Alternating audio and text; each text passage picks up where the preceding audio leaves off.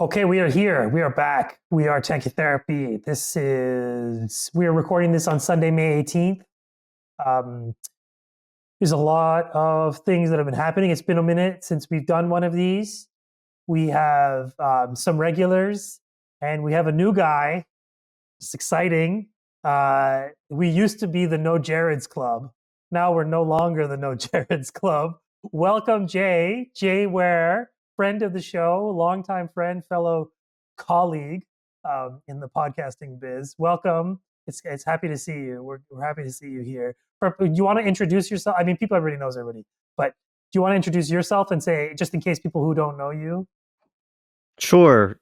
Well, I mean, first of all, just thank you for, inviting me to join you all in this amazing space that you've created over 32 prior, iterations. And, Sina, I know you and like Justin and Nora, I think were the people who initially had like the first one even before October 7th. And obviously it's taken on, I think, greater meaning for so many of us, amid this genocide. And I know it's been a great space for a lot of people to come and share, a lot of heart-wrenching but also important reflections, I think, over this time. And obviously I really value all of the people that have been a part of this.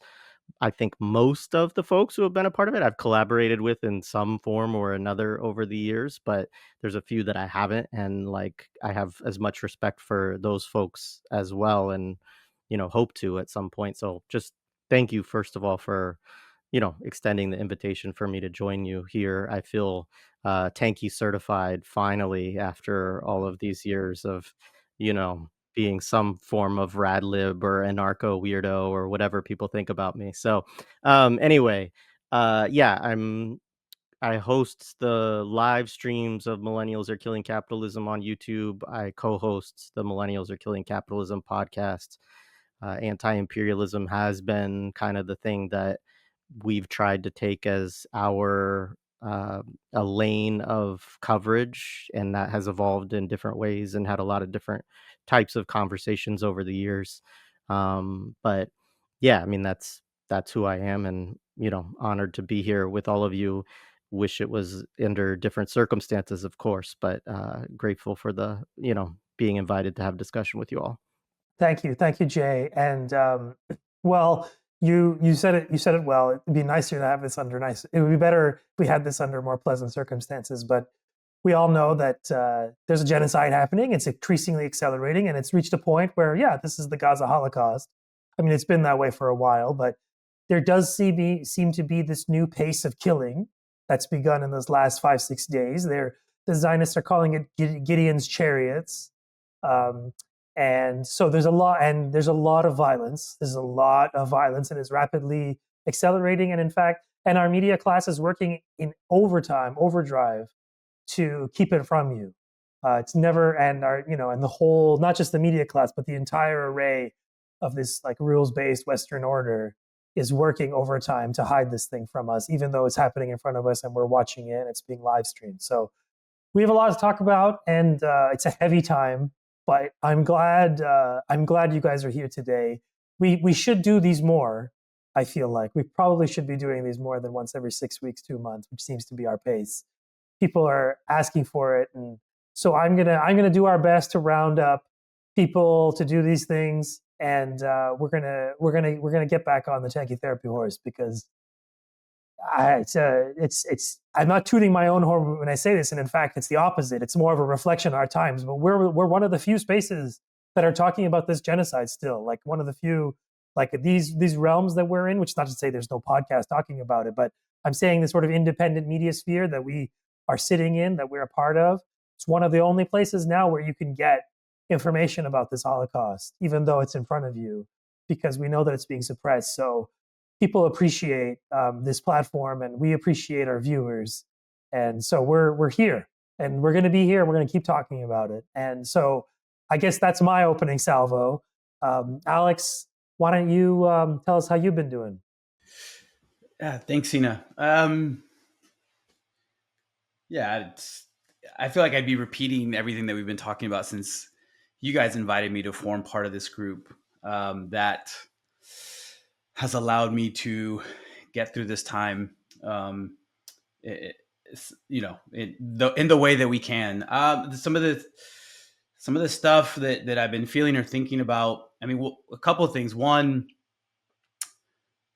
witnessing. I think you're right, Sina, about the importance of our space. Particularly, I feel like spaces for these type of conversations are increasingly disappearing or becoming much narrower. So one of the ways that we can see this happening is in the space of a week. We've seen what happened to the NYU commencement speaker, that young man, Logan Rossos, who I think courageously used his platform to denounce the genocide in Palestine. And I've been freaking out a lot about this speech, honestly. And as I search my heart today in addressing you all, my moral and political commitments guide me to say that the only thing that is appropriate to say in this time and to a group this large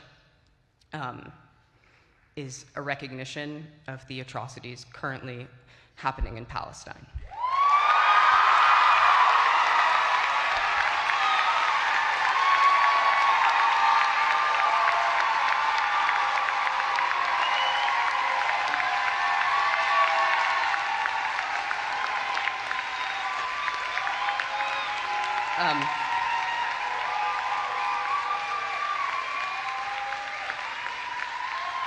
I want to say that the genocide currently occurring is supported politically and militarily by the United States, is paid for by our tax dollars, and has been live streamed to our phones for the past 18 months. And that I do not wish to speak only to my own politics today, but to speak for all people of conscience, all people who feel the moral injury of this atrocity.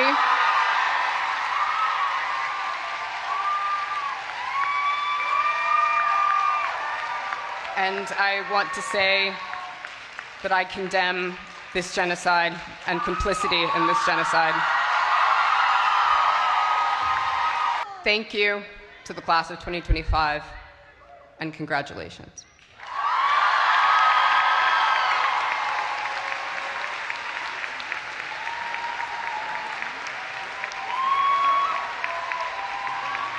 And the blowback that he's faced, the way that media across the political spectrum has framed his words and his intervention as anti-Israel, anti-Semitic, as lying and mendacious, as mendacious speaks, I think reveals the kind of moment that we're living in, where we're all witnessing a genocide, one of the worst moments of this genocide live stream, but we're also not expected to think about it in those terms, or to even talk about it in those terms. And I just saw this morning that another commencement speaker at George Washington University, Cecilia Culver, also used her platform to talk about and to denounce the genocide against Palestinians in Gaza and the West Bank. And I'm sure that she's going to suffer, unfortunately, a similar type of blowback that Logan Rossos did at NYU.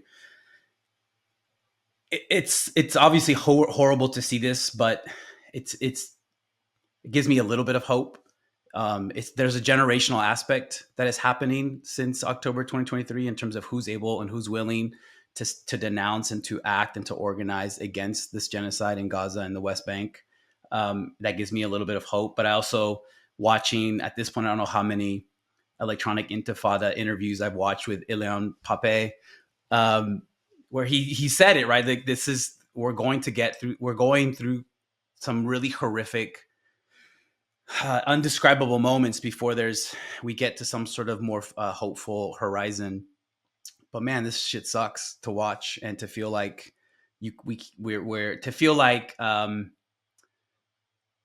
to be made to feel like we can't do anything about it, or to say anything, or to denounce it, and to see the liberal institutions throughout the so-called West coalescing and close ranks around this genocidal project is enraging. And I'm constantly in rage, in furious mode, to see these liberal institutions in the West defending the indefensible. I also, a couple more things. I think I finally read this short story collection by Ghassan Kanafani. Like I hadn't read some of his literature, more of his political writings, and I read his letter from Gaza, and it's just like, man, I was just like tears, man, just reading this really short, it's like 4 or 5 page letter that he wrote, I think in the late 50s, early 60s. And there's a part of the story where it's a letter addressed to a friend who, his best friend, and I guess as kids, they were planning to escape Gaza and to study in the United States. And the narrator's friend did so. And the narrator is writing the letter to his friend saying, look, I'm not going to join you in California. I'm not going to join you in our long-term plan to escape Gaza, to escape the smell and the smell and feel of defeat, I think is the way that Kanafani talks about it in the letter. And the reason why the writer of the letter cannot escape is because he returned to Gaza from a trip abroad, and to find that his 13-year-old niece had suffered the amputation of her leg in 1956 during the Israeli invasion. And it's referred to as a time of bombs and flamethrowers.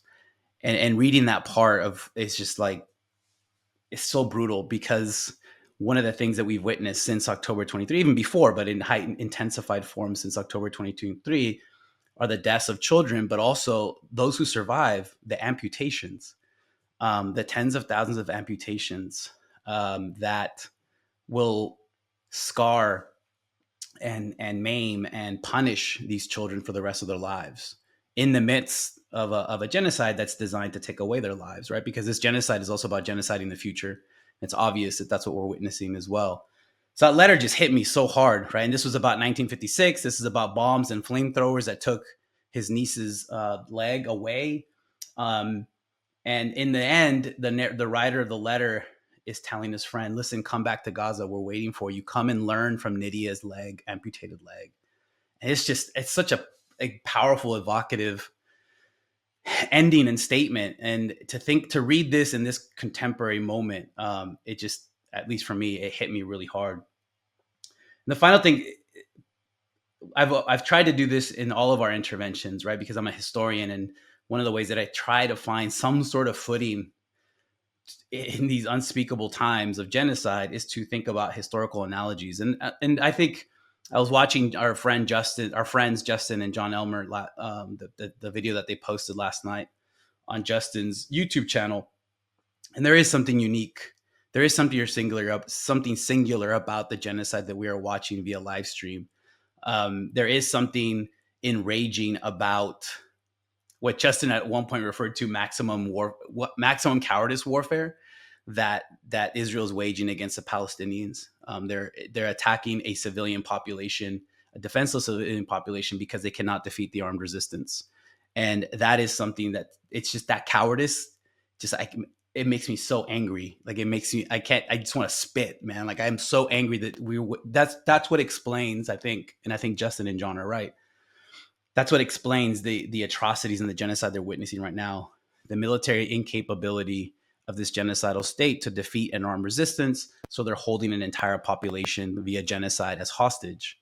And thinking about these in a historical sense, I can't think of another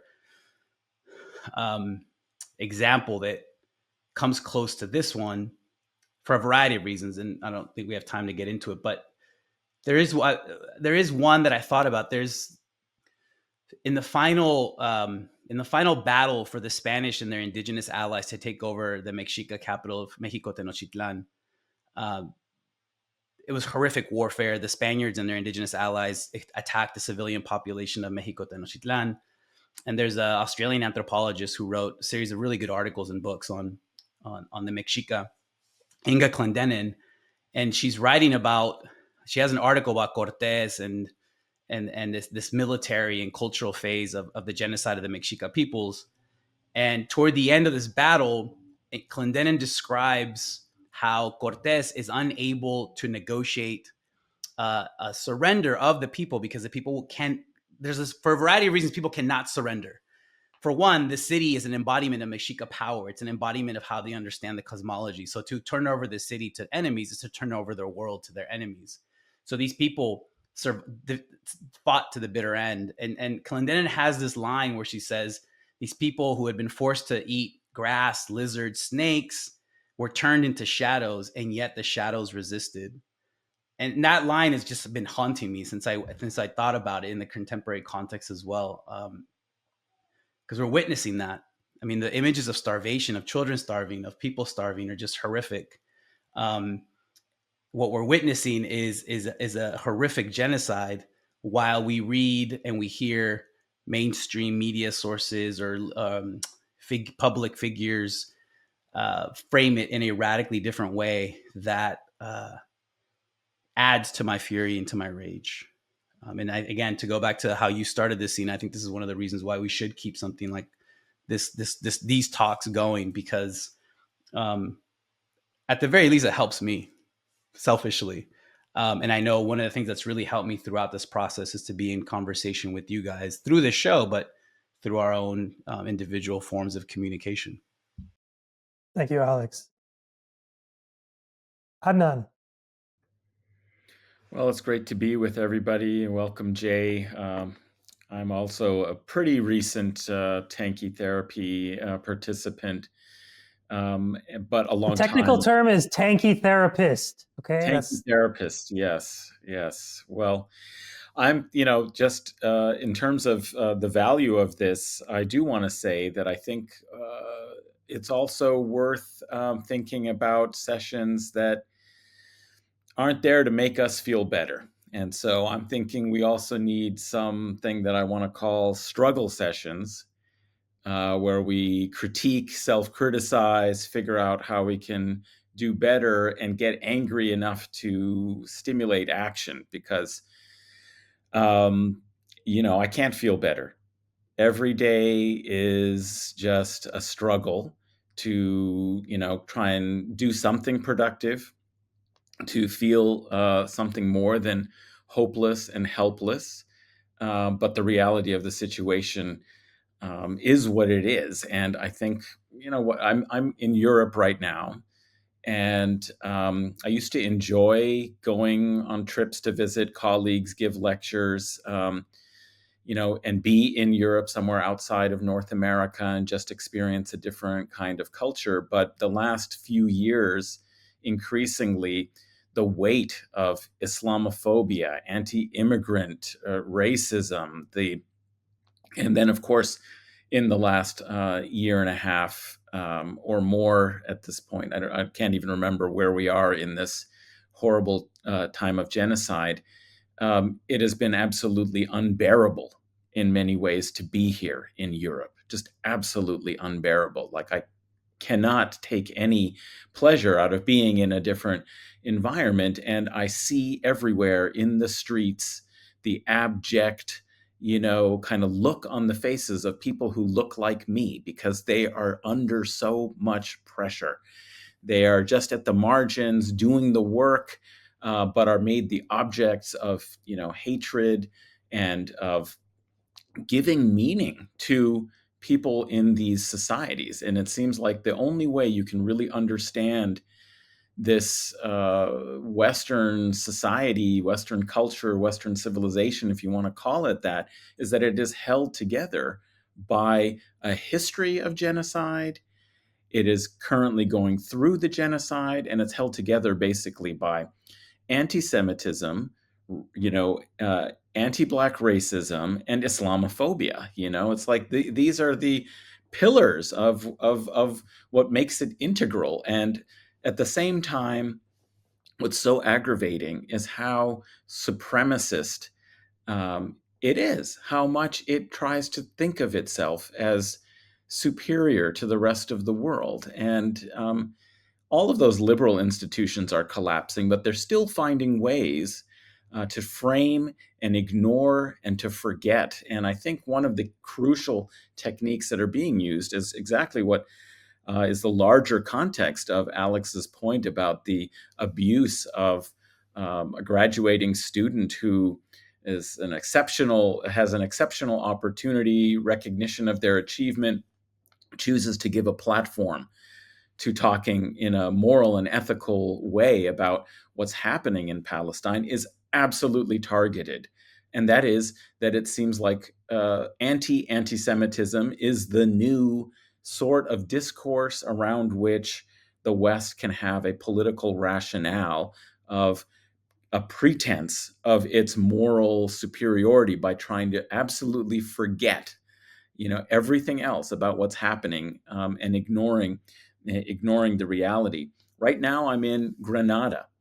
And so when I think about historical analogies, I'm thinking of the importance and the significance of genocide to Western societies and Western culture, because this is the site that brings up these ghosts of Iberia's Jews and Iberia's Muslims.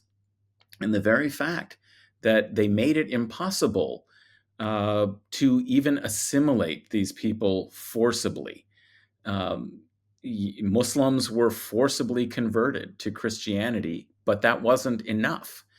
They are in 14, after 1492 and the conquest of the last, emirate, the last, Muslim power on the Iberian Peninsula. A few short years later, in 1502, 1503, there is a process that starts of trying to eradicate the Muslim, to depart from the conventions of the Mediterranean world, which Iberia had kind of participated in these societies before, which was that, yes, of course, there was hierarchy and there was a dominant community, but you could tolerate the existence and incorporate as subordinates in the hierarchy, non-Christians like Jews and Muslims. And in fact, actually, they absolutely needed the Muslims.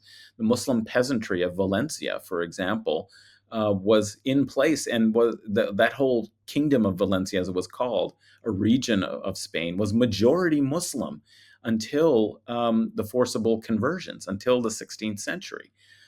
They absolutely needed their agricultural labor, but they had such an antipathy to difference, had such an inability to create a political and social order without racializing the other, without having violence directed and persecution at others, that it was impossible to even work in their own economic interests. They had to expel these people and invent a kind of idea of blood purity that is, I think, in the genealogy of scientific racism that we recognize in its modern form.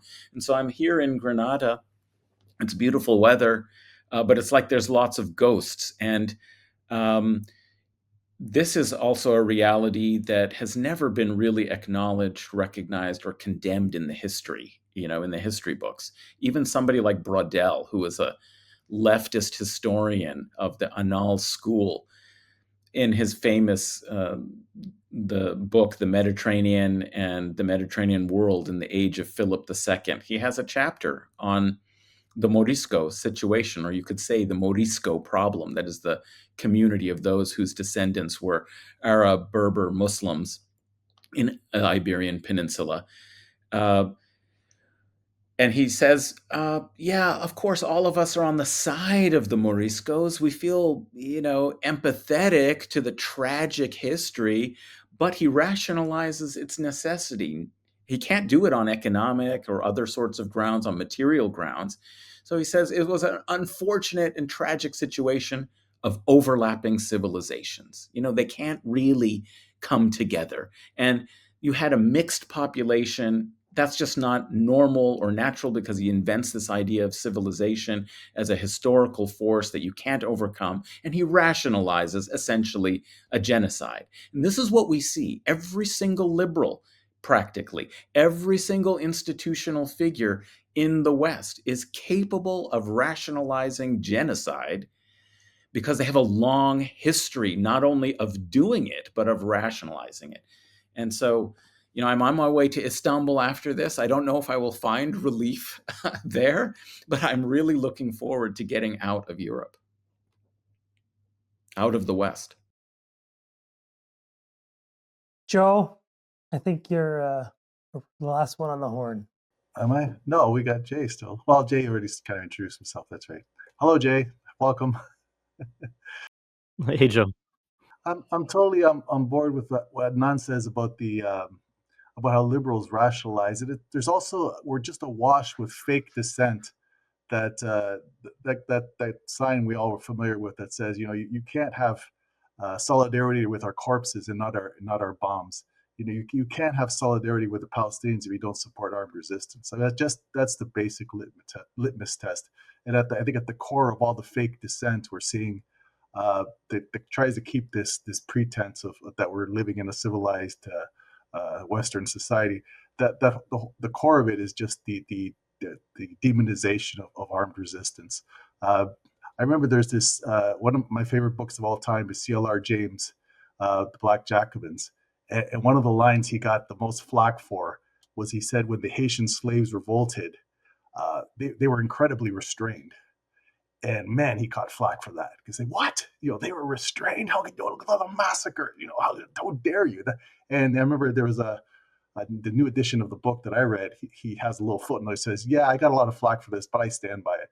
And I love that because that's the essence of it. If you're against genocide, then you're totally in favor of armed resistance to genocide. I mean, you can't have you have to be in support of armed resistance. The Palestinians overran at least eight military bases on October 7th, and we're all supposed to think that was some kind of horrific atrocity. And all the liberals who try to fundraise for themselves and portray themselves as opponents of the genocide, and they can't say that. They will not dare say that. And they all pretend. I don't think the anti-Semitism line has any power whatsoever. I think that's gone. I think people pretend. I think people pretend to be afraid of being anti. I don't think there are any good faith people who actually give a shit about that anymore. It's just, come on, we're witnessing the worst case right now. I think Justin had a great tweet where he said, he said it to us privately, where he said, hey, this genocide could lead to anti-Semitism, like as if that were the worst thing. No, we're at the worst thing. The worst thing is what we're seeing every day. So there's so many people who and I think that's maybe one of the things we need to do is I try to do is that we can't let them be comfortable with their fake dissent. I think it's important to call them out on it.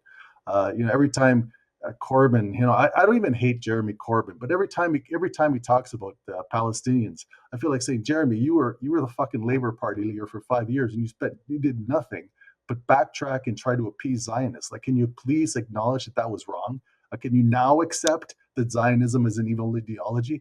And you'll never see a single journalist in the UK ever ask him that to his face. Never. I mean, that alone, that's such an obvious question to ask a guy like Corbyn. And they'll pressure him over anything else, but they'll never ask that. And that just shows how totally shut down any real journalism is in the West. It's all a scam. It's up to us in places, in small little corners of the internet to try to keep any kind of real sane conversation alive. And that's what I think we're trying to do here, is try to hold on to sanity, hold on to real dissent and real questions that need to be asked. So that's what I got. Thank you, Joe. Jay, you get the final bash. Well, I want to hear what you have to say too, Sina. But obviously, this was a really tough week for me on a lot of levels. I mean, it's so hard because it's been 18 months plus of this shit. That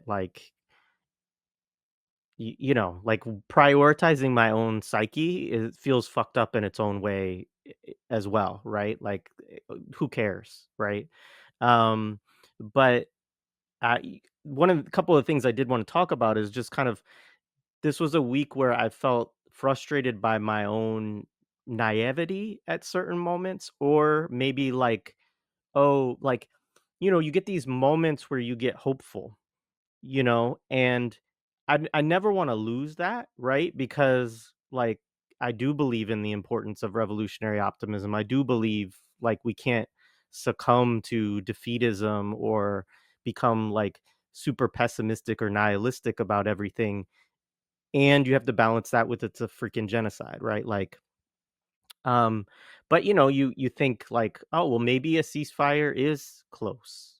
Maybe, there's the release of Edon Alexander, right? And it's you get some reports. I mean, Drop Site is an example of a site which I feel like is a gift and a curse on some level, right? Because it's on one level, they they're actually reporting, which thank God. Like, shout out to anybody who's still trying to get information and who talks to resistance and who tries to, write it up and analyze it and all of that. So, just shout out to them for doing that. Shout out to folks like Electronic Intifada, etc.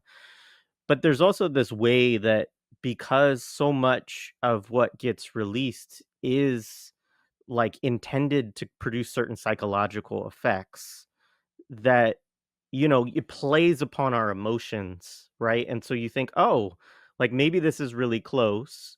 And I don't know what Hamas thought. Like, I don't know whether they said, okay, let's give this a shot because we need to, whether they said, okay, like maybe there are forces within the Trump administration that are transactional and we can get something done here and we need to do this first. I don't know. I don't know.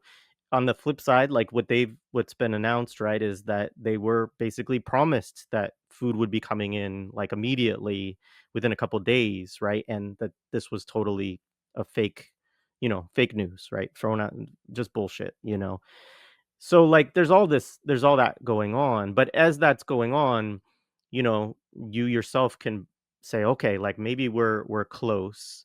And then on the flip side, you have, like Sina, you brought up Gideon's chariots or whatever the fuck it's called.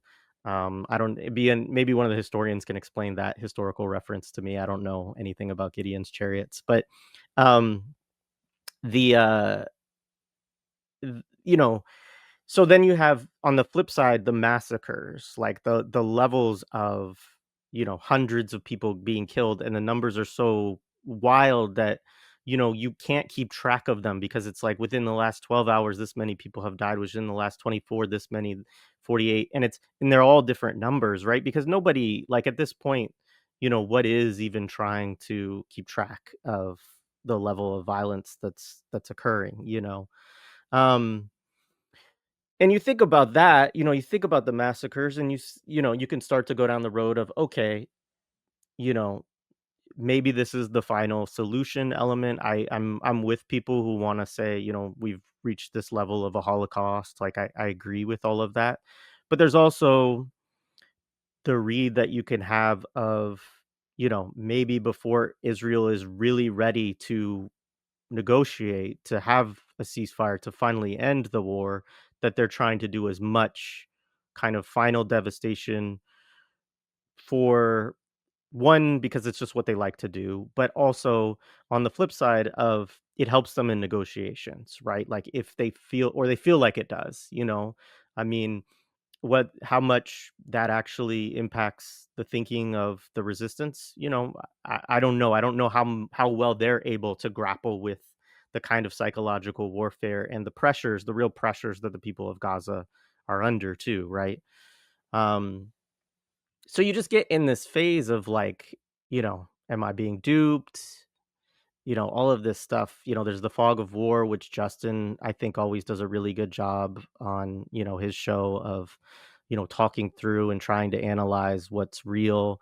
At the same time, John Elmer, you watch the videos and you can see what kind of a fight that the resistance is still putting up, and that, does Israel really want to do another ground invasion at this point, even though they keep saying that they are? Like, are they really ready for the level of caskets and psychological torture that's going to come from that? um and I think this is one of the things that I did want to bring up to this group and get thoughts from folks on too, is that we live in a time where like things feel so chaotic on a lot of levels. And I've had conversations even about the Trump administration with folks, and people are kind of saying like, look, there's strategic incoherence, or there's incoherence at a level of goals and strategy. And maybe that's the case also for the Zionists.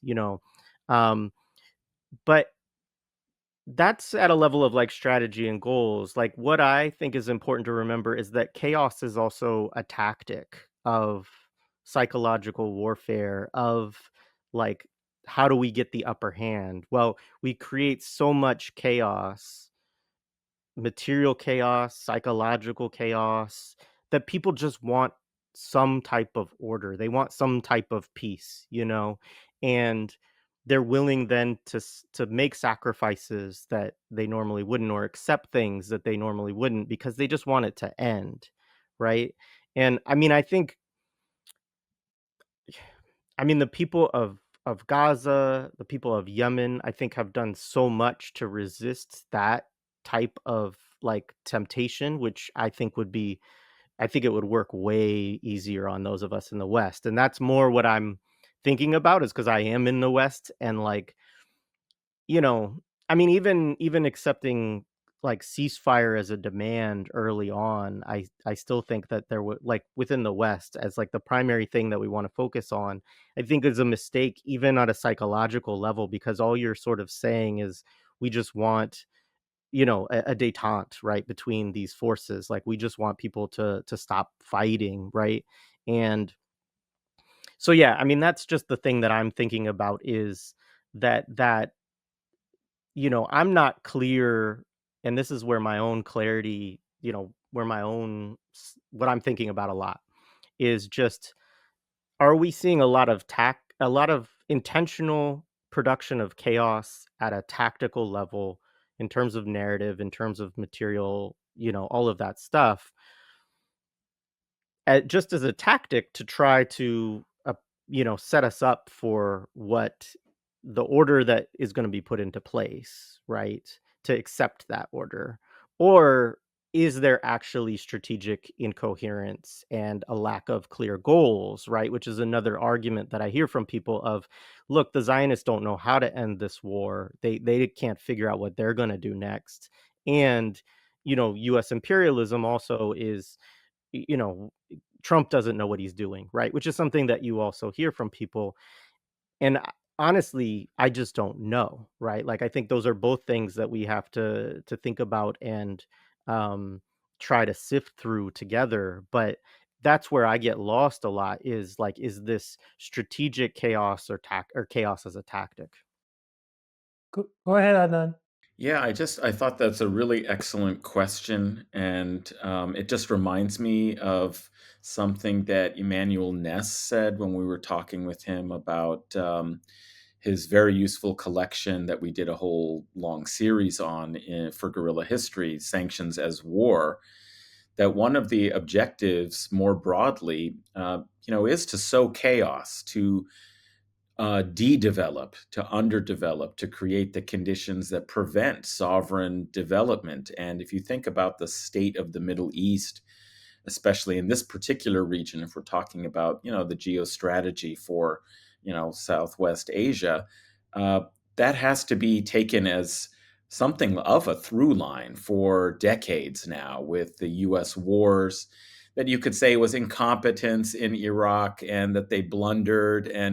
But the point is that they have no intention to allow the large scale population of the Middle East to achieve organized sovereign development. So even if it was tactical mistakes and blunders and poor planning and all of that, it serves the larger geostrategic plan. And that's, I think, one of the problems that resistance or some alternative has, is that um, we tend to think that, it's actually Israel. It's a very brittle, yes, to keep Israel there, they,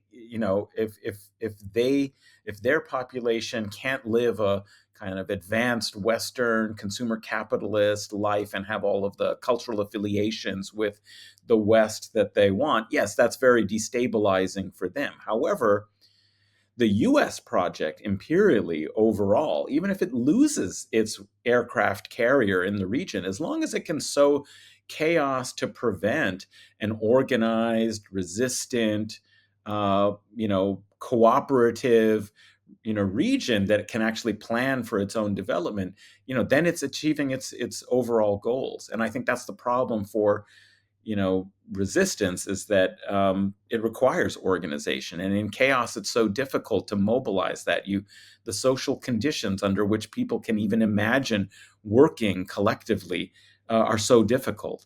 And I think what we see is something that's part of this Gideon's chariot, sort of what's envisioned is trying to evacuate, kill as many Palestinians as you can, but there is sort of the sense that perhaps you can't actually just kill everyone. Like, that's time consuming. It's difficult. There are barriers to doing that and all of that. But the original plan had been push them into the Sinai, past Rafah, and get Egypt to agree and get the Gulf states to pay for, their relocation and some kind of subsidy. And that was sort of the regional plan. It didn't go quite as it was hoped for. And now they're talking about trying to relocate them to Libya, which I think is the most fascinating suggestion, because it shows how the plan of sowing utter chaos, of deconstructing states, fits with the global geopolitical aims, that they have in store. Is after you destroy Libya, then it's plunged into chaos. It's such a weak, divided situation that it can't put up even the minimal resistance that Egypt did put up, to at least accepting large-scale relocation of Palestinians out of Gaza so that it could be reclaimed as Israeli territory and resettled. And they would do it to Syria. They would send them into Syria if they could, except that that's just too close. And obviously, it borders them, and there would be the possibility of congealing, and a new form of resistance. And in fact, that actually was always the weakness of the plan of pushing them into the Sinai, is it just would have meant that, the same kind of process would have started just in a wider frame, and it would have pulled. And this is the reason, of course, why Egypt wouldn't have accepted that, because there would have been no way to prevent Palestinians displaced into the Sinai from, reconstituting forms of resistance. What they need to do is throw them into an utterly chaotic situation, like in Libya, that's far removed. And I guess the last point on this is, I saw an interesting analysis, by Z Squirrel, saying that, absolutely expect an attack on Iran. This whole Bibi versus Trump kind of, the things that might have gotten us a little hopeful that there are some fissures, as you were pointing out, Jay, that, there might be some elements in the Trump regime that are willing to make deals, and, that it's not a complete monolith, and perhaps the, Hamas made a kind of interesting strategic or tactical attempt to try and open that space up, but I think this is creating the conditions really for major attack on Iran. I think I agree with that analysis, and so that's another kind of troubling point. And it comes down to that it doesn't even really matter if we answer the question of whether it's knowing conscious strategy or incompetence, but what that kind of militaristic chaos does is it confuses all of us about which way to go if we're not focused on what the overall goals are, which is absolutely control this region, destroy any power that could be a source of resistance to U.S. and Israel plans, for shaping the region. I think that it comes down to that we don't necessarily even have to answer the question, because over time we've seen that the goal of sowing chaos serves the empire.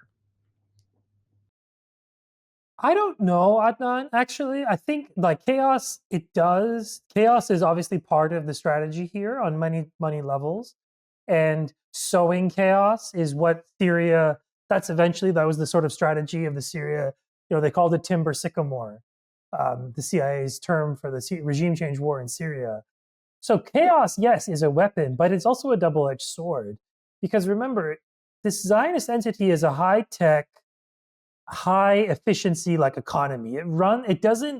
They don't produce tomatoes and sell it around the world. I mean, they do produce tomatoes and they do sell them around the world. Don't get me wrong. But they're not like an agricultural economy. Actually, I don't know about the tomatoes part, but I do know they have an agricultural export. But their main economy is military, industrial, high-tech sector. And that's where a huge chunk of their population and the class nature of their society also reflects that, where you have a large sort of mostly secular class of Ashkenazi Jews whose connection to Jewishness is not religious per se, but they're mostly secular, which is to say, but their identity as ethnic Jews is what drives them to Zionism. And I mean, they make their life there, and they could be multi-generational, right? Like the Bennetts, right? Like the Bennett, David Naftali Bennett, his family, his parents were sort of California libs, and then they ended up becoming Zionists. So there's that trajectory, and chaos does not serve these people. I don't think Western that's what I was saying. Western life, like the life, exactly. Go ahead. Well, I was saying that, within Israel, they need to. You're right. Absolutely correct. That is a tenuous base they have to have, it organized and all that. But what they're perfectly now, and we will see, history will decide whether this model is correct or not. This is the Gaza model, which is pen in these populations, build a fortress, a high-tech fortress. This is why they were reacted with such panic after October 7th, is because that was the piercing of the model, that you have a high-tech fortress that you can create the garden with the jungle outside and continue to survive. And that punctured that. But I think they have doubled down on thinking that we just have to ramp up more. We have to become a Sparta again. We have to, we got soft. All we need to do is use this opportunity, to rebarbarize. This is the point. We have to rebarbarize. This is far right thinking from like the 19th and 20th century. It's anti-decadence theory. Is like, in order to maintain this kind of like garden paradise of high-tech European culture and civilization, we have to be genocidal, we have to be barbaric, we need to invest in that. That's the only way to survive and maintain this situation, which means sow chaos everywhere outside in the jungle. But they keep thinking that they will be able to isolate themselves off and maintain with their high walls this perfect garden. And we're going to see, we have evidence that it isn't always possible. It has. Well, it's not possible. They're having their airports. Their airports are off limits now. I mean, that's the thing. It's like, but my point would be that the U.S., ultimately, even if Israel sort of fails, the U.S., kind of empire is not going to be happy about that. It loses like its massive kind of advantage. It loses this kind of frontier state, warring, on behalf of it. But it still gains by sowing chaos in the region, as long as it has these other sort of states, like the Saudi state, like the Emirates. I mean, 2019, the Yemenis sowed chaos back. Abqaiq attack, Aramco attack. That devastated a huge chunk, like a few drones. I think it was like three or four, like a squad, something like correct that. In their calculations. But that's what I mean. That chaos, the line between chaos and peace for those countries is very thin. So if chaos, it's not, and we're reaching it actually. I think we're reaching this point where they can't, this. I mean, I want to also bring up something which is something that we don't talk about enough on this show, which is Ukraine.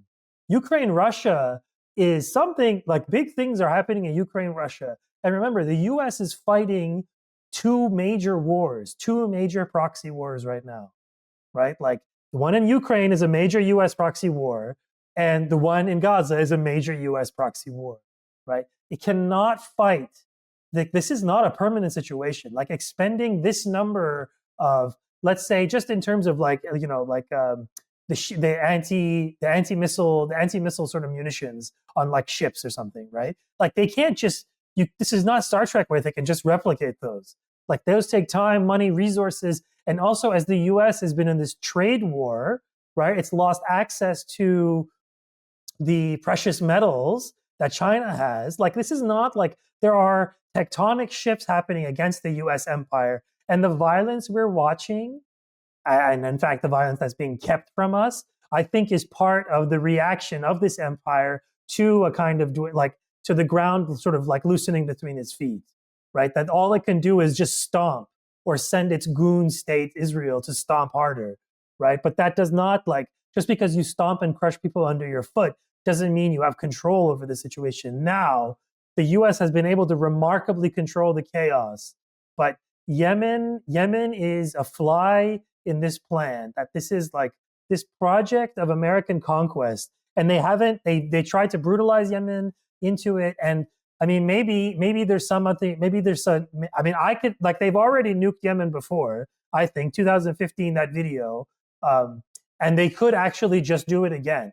Mind you, that hurts Saudi Arabia because there would be consequences from that, and it's not so easy to do this stuff just today. Like, it's not like this isn't 1945 where they can just drop a bomb consequence free in other part of the world, right? Like, this will come back to haunt them, especially their own vassal states, whom we saw this week going into full, puppet mode, vassal mode, welcoming this genocidal freak, Abu Nuranha, to the stage, and then also bribing him to keep their kingdoms, right? Which is how the U.S. operates. So, like, all of these, like the U.S. is spinning a lot of plates right now, okay? And when one goes down, like, they go crashing down. So, like, the fake peace talks in Doha, the fake peace talks between Iran and the US, the fake peace talks in Istanbul, like, all of these are fake. They're preludes to something bigger. And it could even start, like, in the next few days, guys. Like, I know we've, like, reached this point, like, a lot of times before, and it's like, wow, it's getting real. I mean, obviously it's been real for a long time, but, like, the Westoid brain isn't capable of, because partly it's because it's kept from us, right? That, like, this news is kept from us, but, like, this Russia-Ukraine conflict, like, war is we're not gonna be immune from it. Like, obviously, like, the human cost of it we've seen through, like, migration and stuff, like a huge migration of middle class and upper class Ukrainians leaving and, like, coming to Canada where they received an open door invitation because our government's racist. But, like, this is not like wrapped up in the bag, and it's partly because of the way Russia fights. As Justin pointed out, like, the kind of warfare that Israel and the US and the imperialists wage, this is not the kind of warfare that Russia wages, where they work sort of diligently on long military fronts and which costs them soldiers, right? That they don't destroy the entire infrastructure of Ukraine all at once the way Israel does to all of its enemies, because partly, like, for various reasons, but, like, it's not, but, like, the US is not, this plate spinning cannot go on indefinitely. And especially when you throw in the trade war, especially when you throw in, like, these bellicose threats to China. I mean, we have this US empire is a rogue entity, and it has set loose its most dangerous fascistic elements all around the world. And to the point where, like, a Holocaust is unfolding in Gaza, and they're aiding and abetting it. Like, they just delivered more warplanes, and, like, all the pieces of their machine are working to suppress anyone who gets in the way, to the point where they're, like, like, hunting down these kids, these teenagers, to, like, silence them. Like, they're doing all the bad things that the communist and the authoritarian countries do. And now we knew this was always the case. This is always what the US empire was. And the masked offness we've talked about ad nauseum on this website, on this show. So it's not even like the masked offness, but there's a deeper fraudulence to our society that has come to the fore, that will have a lot of consequences, that is having consequences. And, like, when you stomp on university students, like, I know this, maybe my own privilege, just because, like, this is the class of people who I worked around, and, like, this is something I spent an inordinate amount of my adult life in universities. So maybe for me, it's like something, it just hits a spot. But, like, this is not the actions of a powerful entity that they're so afraid of like, a little guy just, like, speaking out. I mean, he's not a little guy, he's a huge hero, that guy, and anybody else who, like, takes that courage. Because, quite frankly, there's a lot of Americans who are great Germans. They're not just good Germans, they're great Germans. They're going about their business, they're doing their thing. Same here, right? Like, this is not like, but at the same time, though, there is an element of our society that requires a certain degree of buy-in, and letting the savage, beast, genocidal Zionist machine Holocaust the refugees of the Nakba who are stationed in Gaza, waiting for and, like, steadfastly waiting and fighting against their ethnic cleansing, and, like, bombing them out of their homes. I just saw pictures right now of, like, they just attacked 2 guys who were pumping water, right? And, like, you see the blood, you see this stuff. Now, I have to also stop and say this, is that, like, we have to talk about exceptionalism, and yeah, it's exceptional. Like, I just feel that like it's a disservice of us to sort of to think about previous wars, to think about like other elements of human history, other aspects of human history that we saw this. I mean, you guys pointed this out too. It's just the intimacy of it when the like mimetic power of like late capitalism combined with the ubiquity of phones and like rounded out by the fact that you can transmit now these things to an audience of hundreds of billions, right? Like this is not this is what's new. And so the reality of it, we're the ones processing this, right? Like our boomer parents, they didn't have photos, like they didn't have this kind of information. Like the control over their information was much more intense. And so now that we can circumvent their digital blockade, their info blockade, it weighs upon us to not only show people what's there, to talk about what we've seen, to do our own work of tearing down this blockade, which is what all of us do in our own ways. But it also is the work of holding this in our brains, right? Because we've said this before too, like our brains were not designed to see this stuff. Like our hearts and our souls were not. Like if we were designed, our planet would be way more fucked than it already is. And it is pretty fucked. But we're human beings are not, like this is something that rips at our souls. And, you can pretend all you want that this is going hunky-dory for the imperialists, but this will haunt our society for decades to come, if not centuries. And the images and the archives, and in fact, it will reorder, like our very understanding of this history, like all that bullshit that we were raised with, all the never again, all that stuff, it was exposed as bullshit. It was exposed, like all those liberal, and a lot of that was also liberal anti-communism too. It was just like masked as like anti-genocide, but like really it was just like, oh, the Europeans did a bad genocide when they did it to their own.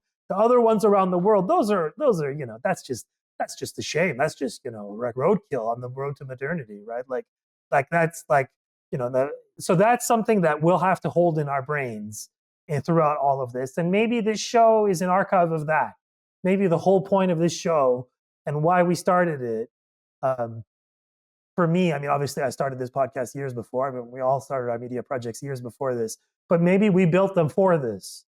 Maybe this was the whole fucking point, right? That like when this moment, when the fix was in, when the Carney term kayfabe, that like this is a term that like it's in wrestling, like the whole discursive artifice around something, right? Which is like, oh, liberal human rights, right? Like that kayfabe is over. Like they're going to pretend like it's not over. They're going to talk about, oh, this poor soul in Iran who was executed. They're still going to do that, and they are. But you can't ever, like in a straight face, be like a professional human rights person and like take yourself seriously and watch this stuff and see your other human rights people fail, and also see how it doesn't actually, like these people, like that the human rights machine, as has always been the case, it didn't actually mean, like no human has ever had a human right, like in their life. Like it's never existed. It's just law, right? And that law has been, how law can be just turned on and off like a light switch when imperialists say so. Sina, I think the vast majority of the world's population already, I think exactly. it's just like you said, like, this is a particular Westoid. Yeah, I think to build off of your comments and something that Adnan mentioned, right? Like it's just for us to continue to push the point that, and if Nick Estes was here, he would make this point too, I think. Like genocide is a structural element of so-called Western civilization, right? Like always. I mean, that's like the story that you were telling, Adnan, like that through line continues in different manifestations, right? But genocide is an elementary aspect. I mean, it made this thing that we can refer to as Western civilization. I think we just like continuing to push that point, right? Since 1492 to today, right? I mean, I just read Linda Quickiewicz has a great book on Palestine report back from 1492. I totally messed up the title, but it's a really good book. I mean, she's trying to talk about settler colonialism in the Americas and linking it to Palestine. It's a really good book. It's an interesting read. I highly recommend it. But also something else that Adnan mentioned, why I think he's right, why Libya is an interesting model is because that's another laboratory for how to deal with the contradictions that the chaos has unleashed. I mean, because that's part of the Western imperial fantasy, particularly the US fantasy, is that you can go around the world generating chaos, and this is why you always constantly want to push out your frontier, but that chaos comes home eventually. And so how do you deal with that? Well, Gaza's been a laboratory for how to deal with refugees for decades now, right? Like so much of that technology that then will find itself to European, EU border regimes and then US border regimes. Like that is one laboratory. Libya is a more recent one. Like if you read the reports of how migrants are being treated there and what these like different warlords or militia leaders are doing to migrants in the service of the EU, it's horrific. I mean, to a certain extent, part of the governing structure in parts of Libya is designed around migration and helping the EU prevent migrants from reaching the EU, right? And I wish if Mateo was here, he could obviously talk about this as well. So, and then so it's weird how you have one laboratory being transferred to another laboratory of how to deal with the contradictions of a Western imperialism that it began in 1492. And so it makes it even more urgent to deal with Gaza and to deal with Palestine. It is the center of this, right? It is the center of, and I've probably mentioned this way too many times in the show, but I'll mention it again. But like Gustavo Petro's speech that he gave at COP28 was right about why Gaza matters. Like this is a laboratory for the future. Libya is a laboratory for the future. The problem is that this chaos generates contradictions, and empires then have to deal with those contradictions. And that's Gaza, that's Libya, that's the Darien Gap in the Panama. That's all these different frontiers, so-called frontiers, that a frontier state like the U.S. has created. This part of their decades-long process of externalizing their frontiers so they can keep away the contradictions that their imperialism has generated. But at some point, these things come home. And there's a reason why on the U.S.-Mexico border, so much of their surveillance tech is Israeli. They're buying their technology and they're learning from the masters. The entity that taught a lesson in terms of how to displace and deal with refugee populations since the 1940s. So I think the Libya thing is a really interesting point. And I saw reporting this morning that the Trump administration is denying the veracity of those reports. But there is a connection there, right? And I think, Sina, that's Adnan paraphrasing or invoking the spirit of Joseph Borrell. I don't know what to do with that in terms of the gardener in the jungle analogy, but that's a really clear illustration of how they view this. And they have viewed it like this for a really long time. The problem is the audiences, the Westoid audiences, as Sina refers to them. The vast majority of the world know this, and it's been exposed in intensified form since October 2023. You see it in a variety of different ways, from the UN General Assembly to media and global South countries to speaking with individuals from global South countries. The problem is the audiences in the West, the ones who have benefited to a certain extent from being part of societies where genocide is an ongoing elementary aspect of their societies. Yeah, I mean, I think to that last point you just raised, Alex, I mean, I don't think we can underestimate at all how many people are just okay with what is going on. Like they sure they try to tune it out, right? Because that's a coping mechanism, is just, avoid it if they can. But the numbers of people who actually rationalize this, understand it as a part of their system, or I don't even say a sacrifice, right? But like I'll give an example. I had a conversation with somebody in my suburban township who's a member, is a dad. My kids go to the same school as him, right? And is a member of the local Democratic Party. And we were talking about environmental stuff. This was, a couple years ago. It was before October 7th.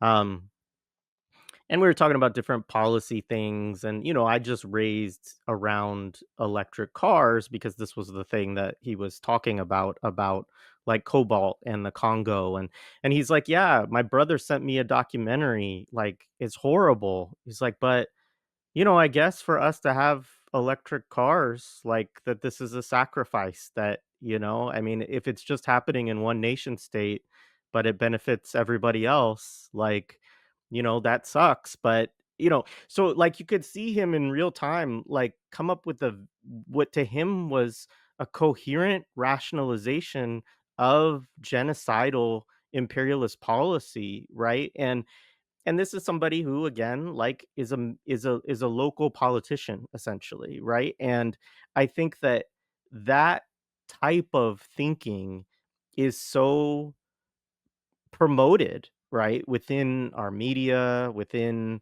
the two-party politics, within, all of these structures, that, yeah, people normalize it. And all of us who have specific social media feeds where we're seeing, babies' heads blown off, and, all of the chaos and carnage that we're all seeing cycle, like, not everybody has those same pictures in their head.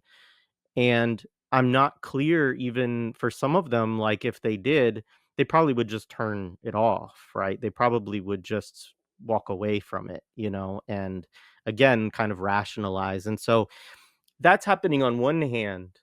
On the other hand is the thing that, Alex, you highlighted, right? Which is, brave young people on college campuses who are saying, fuck this. Like, and I don't care if there are personal consequences for my future. Like, I'm not going to put up with this. I'm going to speak out. I'm going to say things. I'm going to try to organize different ways around divestment, all these other things. Right. And so, like, that tension too is very real. And I think it's the importance of what you're talking about too, Adnan, in terms of the idea around the struggle sessions is, right. There's a lot of people who are fed up and opposed to this, but how we actually channel that energy in more productive ways, and is still something that I think a lot of us are still trying to figure out in the West, because we haven't been there for so long as a left, as, an anti-imperialist kind of subculture or culture, where we've really had structures and organizations and forms of protest and resistance that were challenging, even at a discursive level, but certainly materially, and I think that um yeah, I mean, that's where I hope is if I have hope for something being generated out of that, I would love to see that really, blossom into, a powerful left in the United States, because it is quite clear, I think, for people too, of that line of demarcation of, you're either okay with this or you're not. And then there's like another line of demarcation, which is the one Joe pointed out earlier, which is like, okay, if you're not okay with it, are you just, like, morally opposed to it? Do you just think it's bad, or do you actually understand that there's some need for resistance forces against this type of, you know, uh, fascistic, behavior and so on? And so there's also, amid all of this, conditions of possibility, I think, for better things, but it's very hard sometimes to feel that within all the darkness. You're right. I think this there we I do stand we had this argument in the chat a few days ago, and one of the points that I didn't make when we were arguing about this, because it was being read as me being nihilistic, which I wasn't. It was more to the point of Big I Lebowski nihilist, Sina. You're a big Lebowski nihilist. no, Believe not in at all. nothing. I believe that I don't believe in our people power here in the West until it gets worse. And I think there is a possibility for people power, and a lot of people will become tankies when, Mad Max time hits.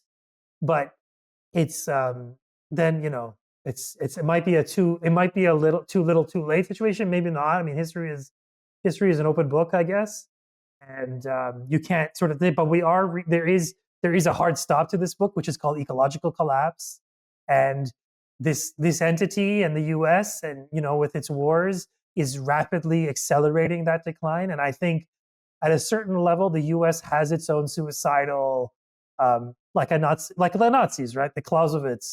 It has its Clausewitz kind of element to it, which is to say that you just have to burn, like, as punishment to its as the failures that you have, like, except it's going to be a planetary Clausewitz, which is to say that they're going to burn the planet down if in order to like spoil the sort of world after the US, right? Like it's going to be Louis the 16th left Appuie-moi le déluge.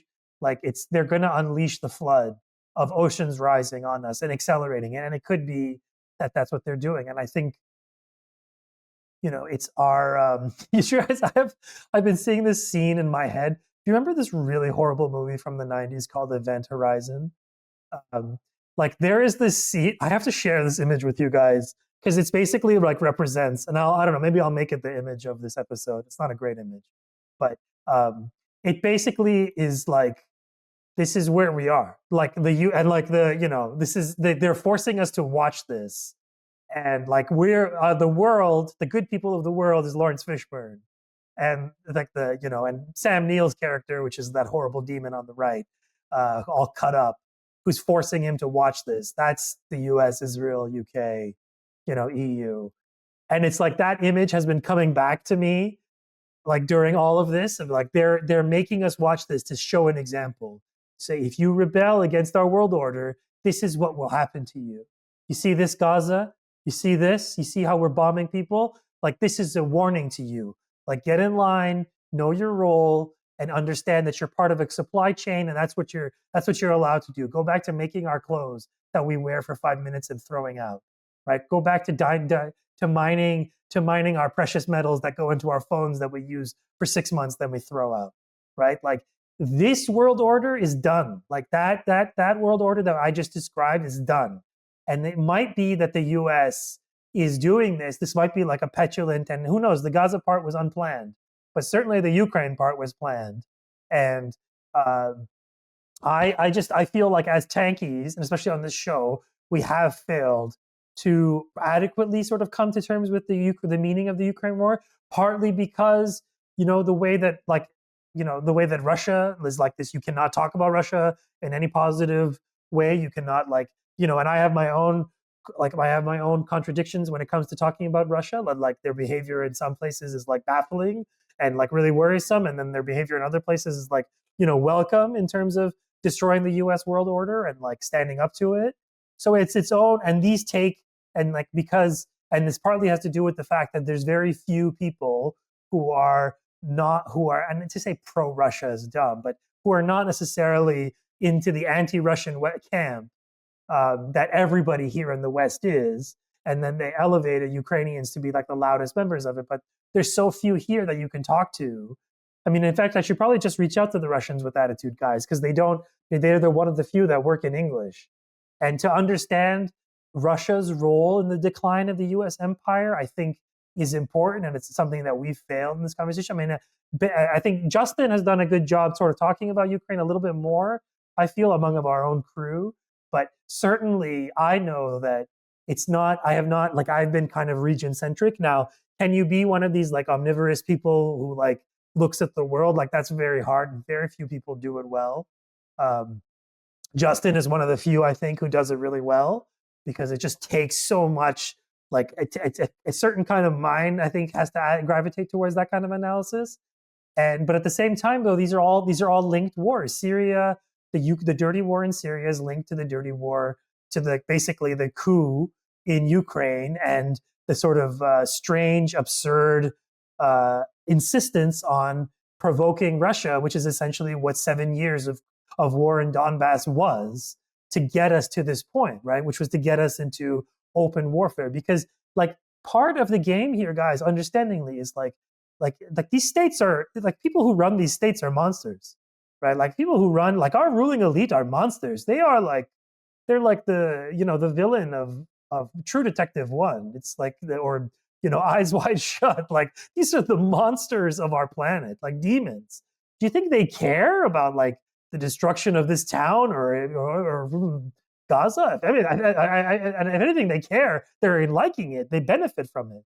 Like neocons, that's what neocons do. Like this is what they're like, the tip of the spear of U.S. foreign policy. And it seems to me that the purpose of the coup in Ukraine, which up until that point had been a kind of détente, a kind of zone of détente between NATO, which is to say the U.S. and Russia. And it was in 2015, they said, okay, let's make this, which was the Minsk Accords. And they said, okay, let's let's do this. Let's just have this kind of go back to this detente. And they had like the memorandum, what was it? I think it's like the Bucharest or I can't remember, the place where the Budapest memorandum, something to do with Ukraine never signing nuclear weapons.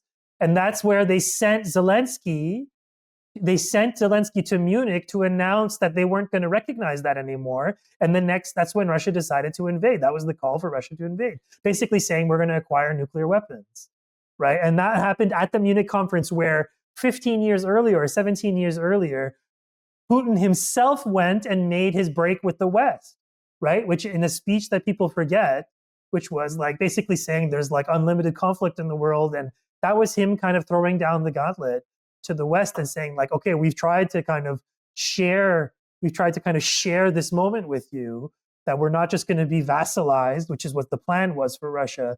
And they said, no, we're going to vassalize you, setting us up for right now, setting us up for like literally right now where we are, right? And they decided to sacrifice Ukraine. So I don't know what else to say other than like, if you are living in a country that is like in one of these zones, and Canada is one of them, like you can be sacrificed too, dude.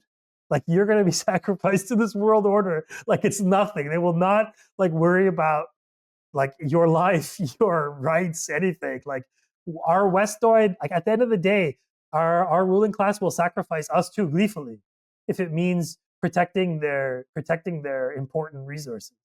So, the fate, like Gaza's fate is our fate eventually too, if we don't stop these goons, if it's not like stopped in its tracks. Yeah, So this is something that's weighing on me. Go ahead, Joe. I would just say it should be our fate too. The people of Gaza should not have to endure a Holocaust alone. That's why I've become rather indifferent to the whole line that, Ukraine, Russia, threatens a global Holocaust. And I'm thinking, well, maybe we deserve it. Seriously, we can't stop a Holocaust in Gaza. Why the fuck should we be exempt? If maybe it takes Russia invading, maybe it takes a war to wake us the fuck up and say, look, hello, we're all here together, and we don't get to single out one part of the world and say you get to be exterminated so we can live peacefully and comfortably and not give a fuck. So yeah, that's in a way it's been almost calming for me, because I used to actually get upset and worried about Ukraine, Russia, what could happen there. It's like, really we have to solve this problem. You're right, Sina, they are suicidal maniacs. Their quest for power, for their empire is like Glenn Ford identified in 2014. It was such a great speech he gave, just a brief little speech he gave, saying they're rolling the dice. They're in relative decline, and so they have to take bigger risks to shore up their global hegemony. And they are very basically suicide. They're taking humongous hits all over the place over the Holocaust in Gaza. I don't think they're doing this with the kind of impunity they're used to, but they have to do it. They have to. Their ships, the Red Sea blockade has been so painful to global capitalism, and it's interesting that that's something that and the fact that the media class, that economic lanyard class, hasn't really been banging the drums, is proof that it's hurting, because they don't actually let you talk about things that are bad for the empire in our part of the world. If you're part of the media, they don't actually let you do it. They pretend to, but really they fire you and they push you out and they make you into a anointed out freak wearing like us, right? They say go to the hinterland and go scream into your laptop, buddy, because that's the only respectability you're going to get. And that's what we saw on Syria, for instance, right? Like all the normies have quietly, after screaming about Sunni genocide for decades, for a decade and a half, for Kurdish genocide, now they're just completely quiet about it. This is our media machine is an artifice. It's Plato in the fucking cave, man. We just see the shadows, and we have not. This is something that when you I on my phone in the mornings, when I scroll through those Google feed, whatever the feed that they try to give you of here's the stupid fucking clickbait you want to eat today, you disgusting media pig. They not a mention of Gaza, even though my entire phone is Gaza, Gaza, Gaza. They know that I'm interested in Gaza and they don't care. They'd rather not get the click from me than to divulge the fact that their dirty little secret, their dirty little Holocaust in the Eastern Mediterranean. I don't know, guys. We have to hold our media and political class accountable at this point. Like there is something, and we're only allowed to say their names, and we're only allowed to sort of cite them. And maybe that's the next phase of this. Maybe we have to do more airing of the grievances and let the world know, like let our small little platform know, like who these goons are. Like I'm personally Alex and I have been cooking something up, which is to say I texted Alex once and he sent an emoji back. That's my idea of cooking things up these days. Because Sina really wants me to like lose my job, but that's why my only response is an emoji. Draft. We're gonna do a Gusano draft. Okay, who are the worst Gusanos? The Gusano armies that are arisen in the West. Who are the worst? I'm of course taking the lead on the Iranians. Alex will have to do the Cubans. I'm sorry, I know you're not Cuban, Alex, but you're gonna have to do that. We're gonna need you to do that. But like we have so many. Actually, Adnan, we should get you to do South Asian Gusanos. I'm sorry, because there's not enough Tajik Gusanos. I'm sorry, you have to do the South Asian side in the liberal representation calculus. And Joe, you could do. We could do more Latin American stuff, anything. But we have to at this point. The Gusano Comprador army. These are the people who are big time responsible for selling the Syria dirty war to us as a civil war, right? Like that, like they sent out liberal Syrians in the West, diasporoid, Westoid Syrians to say, oh yeah, regime, oh yeah, it's a people's revolution, oh yeah, and now they've gone silent. Like to me, that's something that no, they get awards, Sina. They get awards. That CNN reporter who made up the story, award, yeah, she got an award. Yeah, no, listen, it's a good lesson. Fake news.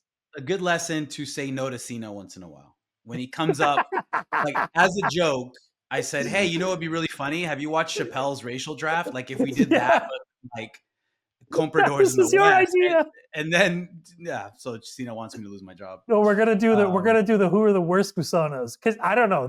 It's unique to our time. This Gusano business. 20 years ago, when they were doing this to Iraq, they had one Gusano, Ahmed Chalabi. That's all they had. Right, and that's all they could pull off at that time. Maybe they felt like they didn't need it back then. Maybe they got wind of standpoint theory sometime in the 2000s, and they said, "Oh shit, there's this thing called standpoint theory. How can we use this to our advantage? Let's send an army of Gusanos." But I think that's my own personal bugbear. But everyone's we're all going to have to decide how we hold our ruling class accountable, and it have to be in our various spheres that we operate in. And to people who are listening to this, it's something that you guys can also contribute to too in your own spheres. Like this is not what's been going on right now is not, to use the liberal expression, this is not okay. It's not okay. Okay, it's not this is something we cannot allow. I don't know. I feel like such a goon saying this to you guys. As if I'm preaching to the converted here. It's just I guess I'm just saying it out loud to myself that this crime that we've watched is so criminal. This is the height of criminality. This is such a turning point in our species' history. I can't even you want to talk about Eurocentrism in the future, they're gonna be this is Gaza centrism. They're gonna be oh, you're too fixated on the Gaza Holocaust as your sort of through line of history because of how important it's so critical what's happening, and the fact that our media class is completely kayfabing that they're not nothing's going on is proof of that. And to me, it will live on. I don't know, these days, and I know I say this every episode, but these days will live with me forever. You guys will live with me forever. These episodes will live with me forever. I'll never get over this time. I'll never get over the allies that I've made during this time. And also a flip side, and more common, unfortunately, that the silences of this time, and who didn't speak and who decided to lock up their accounts, who decided to go quiet, who decided to, after being so radical when it was benefiting them during Black Lives Matter, when, decided, who's the official DEI lady? Kimberly Crenshaw, not a peep on Gaza. You have to work overtime to keep quiet on Gaza. You have to actively try to be a silent goon. And yeah, it's not the rest of our lives is going to be dedicated to exposing the fraudulence of our society, at least for me. And on that note, I just have to say that I think Alana Lenton's new book does some of the analytical foundations for seeing, how and why it is some people were so silent, and how it is that a whole world of POMO, theorists who had these leftist pretensions and what they serve in these recalibrations, essentially, of white supremacy. And it goes beyond just, they're a little concerned about their jobs and things like that. It's a much more thorough analysis. And so people should check out that book. It's just coming out May 20th, The New Racial Regime. And of course, you can get a preview by, coming to my show. It's on the channel. It's the latest episode. It's my conversation with her about it. And I think that's the kind of thing. I think you're right, Sina. We have to direct our attention at improving this discourse, and call out not the hypocrisies. That's too simplistic and it sounds too moralistic. But frankly, it's a practical problem that we have. These distractions, that emerge, that seem like kind of liberal adjustments, are actually how the racial regime, the racial capitalist regime, manages to maintain its hegemony by making these recalibrations to maintain the order. And that's why I was saying, I think that, they're happy to have this kind of chaos, because the movie that makes most sense to me in this context is Elysium. If you remember that film, where it's chaos and environmental degradation. It's like the world is Gaza. That's the future, that the world is Gaza. And this technocratic and political and corporate elite has vacated, the planet that they've killed. Still exploits it when they can, but they're, fantasizing, a kind of garden in the sky, and that's what we see with these, kind of tech billionaire bros, that their sort of plan is leveraging everything on capitalism and technology, achieving a level where they can escape. They can take their garden somewhere else. I mean, that's their fantasy, and that's what they allow to justify to completely destroy this world. And so if we're here to preserve this world, we have to be very clear about, where these battle lines are. So I completely agree with that last point. Guys, it's been over almost an hour and a half. Let's give each of you a chance to wrap up. Leave us with some final thoughts. Also, any fundraisers you want to drop? I'm going to drop one. That was my wrap up. So somebody else go.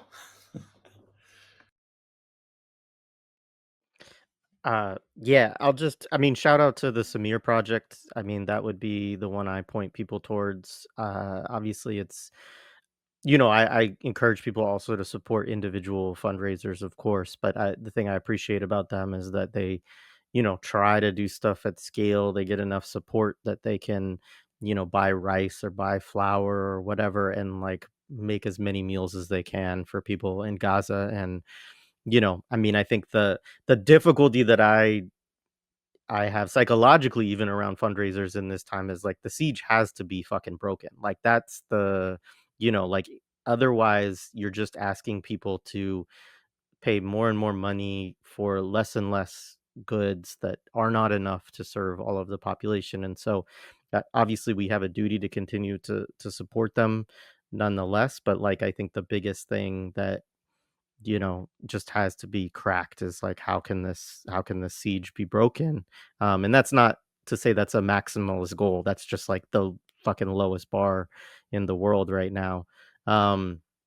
Incidentally, the Yemenis did just say, they said that until the siege and the attack on Gaza is stopped, they will keep hitting Ben Gurion. So they use siege. So which means until Gaza is independent and can receive its own ships on the Mediterranean, then Israel does not get to be blockaded, and that means they're in a whole new. I see quagmire left and right in all this, guys. I know That's like, people can call me hopium, copium, whatever. But this, if you could trap a nuclear armed state into a quagmire, it would be enticing them into getting into costlier and costlier wars with farther flung enemies until they finally do something, and getting them to invest more and more. And think about how much Gaza has proven to be a painful slog for them. Imagine what South Lebanon would be if they actually made any footway. So instead, they just bomb from the sky, which is all they can really do, and punish the local population. Anyway, sorry, I interrupted. No, I mean, I think all of what you just said is important. And yeah, I don't have really much more to say other than, I hope that the coming weeks, that we start to see some of these most grotesque realities that we witness on a daily basis become less and less frequent and normal, and that we see joy in the streets of Gaza again, but I just yeah, I thank you all again for inviting me into this conversation and for having this space for these conversations. I think that they've been really meaningful to me to watch, and I know that's the case for thousands of other folks. And so I think that's an important role that these conversations play, and I think you should continue to have them. Alex? Yeah, I don't have anything else to add to Adnan's wrapping comments or Jay's. If people want, I've been sharing a couple of individual campaigns on my Twitter for folks who are experiencing this horrors that we can't even imagine, or I can't even imagine. I don't know why I'm speaking for you guys. So if you guys want to go on my Twitter, but yeah, just second everything that both Adnan and Jay have mentioned. I'll just say it's just, this shit's got to stop. I mean, I think to connect what's going on to Gaza, to connect it with what's happening in other parts of the world is what needs to happen with audiences here in the West. Elysium is the cinematic representation that Adnan used to describe the future. I think that we're currently living through a Children of Men or even Running Man type of scenario where, the Trump people are discussing doing some sort of like game show for migrants to win citizenship, which is like it's Running Man, but worse. So like all these 80s films that I grew up watching, the dystopian that I enjoy, they've been surpassed. And this is, I think, one of the reasons why we need a free Palestine. And like Jay, I love the way you frame it, Jay. I want to see joy. We want to see joy. Joe? Yeah, I just encourage people, like everyone said, to share as many like the Samir Project and other fundraising accounts. Share them and donate as much as you can. It's one little thing that we can constructively do. The other thing I encourage people to share as much as possible is John Elmer's reports of the resistance, because we're exposed to so much atrocity footage. But we need to see that the people are resisting and they're inflicting damage on the Israeli military. We need to share that more, make people see that, because that's the real heroism, that's the real resistance that people need to see. It's not just the Israelis. Of course, it's the Israelis inflicting mass atrocities, but it's also they're getting it back. Not enough, but they're getting it back. We need to share that more, in my opinion. Thank you, guys. This was great. My closing thought is just for people who are here, the diehard Tankie therapies. There's a therapist and a therapy? No, there should be a word. Therapeuted. All you listeners out there, the couch, patience. I have been, as you know, some of you know, maybe I was running a fundraiser for my friend Mohammed in Gaza. I mentioned him about a month ago on the show. It was a huge, huge, huge boost to him. He was so happy. He thought he was getting fake donations when he saw donations coming in. So I wanted to thank everyone for donating to him. He's very happy. Obviously, please keep donating to all the individual ceasefires, all the individual GoFundMe's and campaigns. and including, I'm going to put the links to Mohammed and his brothers, and obviously Samir Project, and anybody else you guys want to include. It's hard. My Twitter feed is all feeds, and you know, your brain just says like, I want to help everyone, and it's painful. It's painful, and so, but this is where we are, and this is our life living in the West.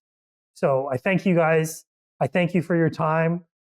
I thank you for your analyses. You guys are good friends, good comrades, and I thank all the listeners. And take care, guys. We'll see you soon.